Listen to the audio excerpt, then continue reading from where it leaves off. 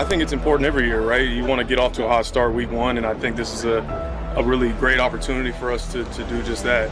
You talked about being in a division, being able to start 1-0 in the division, on the road, hostile environment, a great football team. Yeah, we got to come ready. And we are back. The regular season is officially upon us, with the 49ers going to Seattle to take on division rival, the Seattle Seahawks, in week one. After all of these months of painstaking stories in the offseason, in training camp, in OTAs, actual football is about to be played. And let's go now. It's personal with these boys. Every single play. Had to jump on here. Got to talk about what we can expect for the 49ers heading into Seattle week one of the regular season. So with that being said, back at it talking 49ers football. Let's get into it, y'all.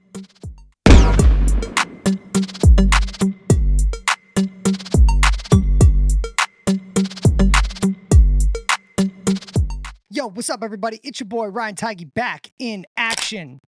Football, it's finally here. The 49ers are set to hit the road and take on the Seattle Seahawks week one. So I wanted to jump on here and talk about what we can expect, what I'm excited for, what I'm a little nervous about, and all the above. The first thing I want to start out by saying is the 49ers, they should win this football game. If you take a look back at everything the 49ers have done this offseason, I think it sets the 49ers up for a prime position to go into Seattle and win. And you have to remember, Brock Purdy, he's never lost at Seattle. So that's something, although it doesn't really mean a whole lot, it does talk about what we can expect from fans, because Brock Purdy, anytime he's gone to Seattle, he ain't never lose. You also got to talk about Jauan Jennings is back. We all knew the calf injury, it was a bunch of bullshit. All of it was just noise. He wanted a new contract. We heard the numbers that came out, somewhere north of $20 million. And I'm glad that the 49ers did not budge. They stand true to their ground because, again, we've seen a pattern over the past couple of years of the 49ers caving into their players. And don't get it twisted, I love Jauan Jennings. He is a fucking dog. He sets the tone. The way he blocks, the way he comes down with almost every ball that's thrown his way. There ain't no questioning his importance to this team. But $20 million, that seemed a little rich to have to be able to pay Jauan Jennings that much money. Especially when you start to see Ricky Pearsall. He's coming on the scene more and more. After the crazy shit that happened with him last season, he's now going to be the number one heading into this game. Regardless if Jauan Jennings is on the field or not, I think Ricky is the X receiver. And we'll be curious to see how Kyle Shanahan dials that up. I could see him going back and forth, kind of rotating between Jauan and Ricky about who's the X receiver. But let's talk about some other things as well, too. The redemption of the 49ers getting some get back on former backup quarterback, Sam Darnold. We all know Sam Darnold, he's a good ball player. But the 49ers, they let that Minnesota Vikings game slip through their fingertips. And so you know the 49ers, after watching that game with a new DC in Robert Saleh, the 49ers are going to be scheming to have Sam Darnold make one of his sloppy throws or bad decision throws for the 49ers to get takeaways. I think that is the most important aspect of the 49ers heading into this game. Can they take the ball away? We've heard a lot of news over the past couple of years that the Seattle Seahawks fans have kind of died down a little bit. Their team hasn't been that great, but we've just heard the rumors that their fans have kind of lost a little interest. Well, I think with what McDonald, their head coach, showed last season, the momentum they had going into the end of the year, I think the fans, it's going to be back to kind of status quo of what we're used to in previous years. Because the last year, I remember that Seattle game when the Niners were wearing their white throwback unis. There was a lot of red in there, more red than I think I've ever seen at a Seattle Seahawks game. And so I think that their fans are going to come out week one. Everyone's got a shot to win a Super Bowl. That they're going to come out in full force to root on their Seattle Seahawks. And so when you take a look at the 49ers, specifically on the defense, I think Sam Darnold, he gives you the opportunity to take the ball away. And that's what the 49ers need to do. And the one good thing that the 49ers should be well prepared for is Kubiak is there. Kubiak's now their offensive coordinator. We know the Kubiaks. They're infamous in the NFL circles. And so Kubiak is the offensive coordinator over there. obviously familiar with Sam Darnold, but Robert Saleh should have an absolute spot-on game plan about how to beat this team because Kubiak, it's the Shanahan offense. And so Robert Saleh should have no surprises, no wrinkles that throw them too off guard, and that they should be going in and being able to take the ball away. I think that is the key for the San Francisco 49ers defense. Take the ball away. Sam Darnold, he gives you that opportunity to take the ball away, and the 49ers, they need to capitalize on that.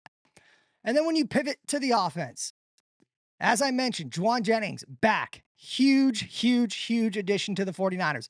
It's now another threat, really, that the Seattle Seahawks, they have to worry about. And one thing that does concern me is we've seen Mike Macdonald, the head coach for the Seattle Seahawks. He's obviously a defensive guy. He destroyed the 49ers when he was the DC for the Baltimore Ravens. We all know that Christmas game, I believe his Christmas game, where he just absolutely dominated the San Francisco 49ers offense. And then last year, the 49ers, they split it. They went 1-1. And that second game, when it was at Levi Stadium, the 49ers offense, they didn't look too sweet. But with that being said, I still think Shanahan is obviously got the upper hand. But it is concerning going into this game because there are a few of those coaches that are out there, the DCs out there, that just seem to have Shanahan's number. I'm not going to say Mike Macdonald has it, not yet, but it is something that he has won those battles early on. Guys like Spags, the defensive coordinator for the Kansas City Chiefs. I never like going against him because he just seems to have Shanahan's number. Also, George Kittle is going to come out with a fire lit under his ass. And of course, the best part about all of this is Christian McCaffrey. Fully healthy, full go. Let's go. Christian McCaffrey, whether he is getting the ball or not, he is the number one distraction for all other players to get open. Obviously, we want to get him the ball as much as possible because we know what he does when he has the rock. He makes plays. But when he's not getting the ball, just the attention he draws from opposing defenses, it's a beautiful sight to see because that opens throwing lanes for Brock. And we know, of course, what Christian McCaffrey can do himself in the pass game, which not many running backs can do. And then when Christian McCaffrey does have to come out, the 49ers, Brian Robinson. He is one person I'm very interested to see. I think there is going to be a more conscious decision, especially early on in the season, where they are more aware of how much action Christian McCaffrey is getting just to protect him from himself. He never likes to come off the field. We all know that. And nobody wants him off the field. But I think there is going to be a concerted effort to not limit his snaps, but just to be hyper aware of how much time Christian McCaffrey is getting on field. And so when he does come off the field, we all know Brian Robinson. You want to talk about a weapon, a stud, a dude that is just a bruiser. Brian Robinson's the guy. So I can't wait to see Brian Robinson. That's going to be the guy I'm most excited about to see on the offensive side of the ball when he comes in, outside of course, the normal cast of characters who I've already kind of talked about. And then we know Trent Williams. Trent Williams is back. Another guy fully healthy. That guy is the anchor to the offense. I've seen some recent photos, or not photos, I've seen some recent videos come out of him. He's got all his swag back. One thing I will be really interested to see, and I don't know if they'll do it, I've talked to a lot of other Niner fans about it. Will the 49ers continue the boombox anthem as they walk through the stadium? A lot of that had to do with Debo. It was always Debo and Trent leading the group as they would do the boombox, because that was the swag that the 49ers had. But will the 49ers continue that swag, or are they going to come up with something new? Because that was something that I absolutely love to see when you knew the 49ers were locked in, coming out with that boombox, dancing, gigging, just fucking ready to go and play some football and play some hard-nosed football at that. So I'll be curious to see that. My eyes are on the pregame 49ers boombox. Are they going to do it? Or are they going to do something else? So anyway, Trent Williams, we know, fully back, healthy, the anchor of the offensive line. Some of the best news we've heard in quite some time as well is the fact that the 49ers are also getting back Dominic Pooney. It's no question, 49ers offensive line, they are the weakest link on the team, in my opinion. We'll see. Again, I know the defense, there's a lot of young players over there on that side of things, but my biggest worry outside of the kicker is the 49ers offensive line. Can they give time? Can they give Brock Purdy enough time to throw the ball? Because the Seattle defense, they've improved. And with Mike Macdonald getting his hands on the play calling, it could cause some issues up front for the boys if they're not ready to go. And again, the 49ers offensive line, they've always been kind of the afterthought and it shows typically in games. So the 49ers offensive line, can they hold up and make plays? I'm not necessarily worried about them in the run game because Shanahan is so good at dialing that up. My question is the pass game. Can they hold up and give Purdy enough time to hit those routes, to anticipate where the receiver is going to go? Is he going to have enough time to do that? We shall see. But that is something I'm going to have my eyes on early and often just because we just don't know. But thankfully, we have the best two components of that offensive line back and healthy, being Trent Williams and Dominic Pooney. And then, of course, I just kind of already mentioned it. My biggest concern for the 49ers, and I'm sure this is mutual amongst a lot of you, can Jake Moody get his head out of his ass and just make the field goal? You forget how nice it was having Robbie Gould just being Mr. Automatic, and then now spending a third-round draft pick and the 49ers having a shaky kicker. Because right now it's really going to determine a lot. If Jake Moody doesn't have a good game, it could be in week 1, it could be week 2. The first half of the season, the 49ers are going to have no choice but to quickly move and get him out of the building and bring in a new kicker. It's just a fact. There is a lot of pressure on Jake Moody, and I like Jake Moody. I don't want to get rid of Jake Moody. Jake Moody's got a boom of a leg. But if he's going to be shaky and barely squeak kicks in, PAT's in it for that matter, that's not a good look. And so I just hope Jake Moody comes out, has a solid game. Look, if it's a kick over 50 yards, if you miss it, yeah, you wish you'd make it, but it's a 50-yard plus kick. My concern now with Jake Moody is just it's the PATs, it's the 28-yard field goal, it's the 35-yard field goal, and then it really gets dicey for me when it's 40-plus yard field goal. That's when he seems to be the most inconsistent. But again, he's healthy, had some good flashes in the preseason, and he's also had some shaky kicks in the preseason. So hopefully Jake Moody can come out, because the last thing the 49ers can afford is to lose a game because they missed out on points, PAT-wise or field goal-wise.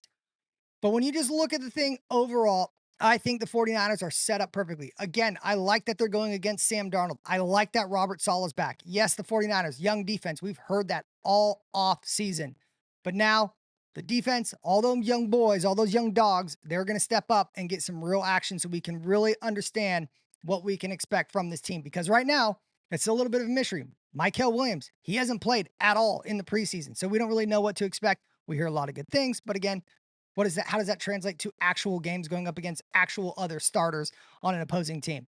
So it'll be fun to watch. I am pumped for this game, and I love that the 49ers are starting out with a banger going up against the Seattle Seahawks at Seattle.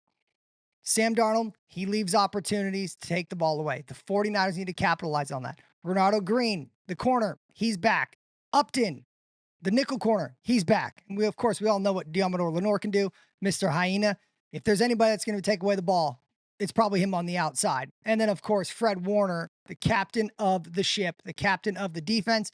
And then Bosa. I can't wait to see when you start looking at all these defensive ends and the contracts they're making. TJ Watt, $41 million. Micah Parsons just got $47 million. Nick Bosa now looks like a discounted price. It's a good deal for the 49ers at $34 million a year. He sees what these contracts are now getting to.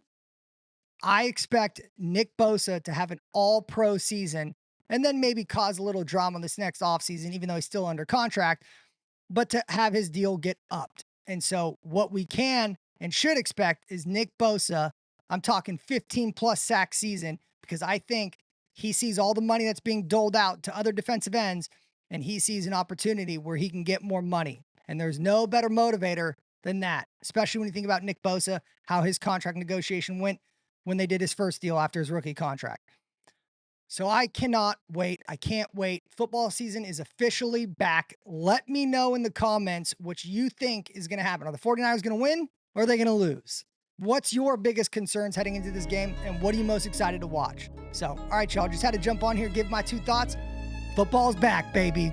So until my next video, make sure you like, comment, subscribe. You know the deal. Hit me up. Peace.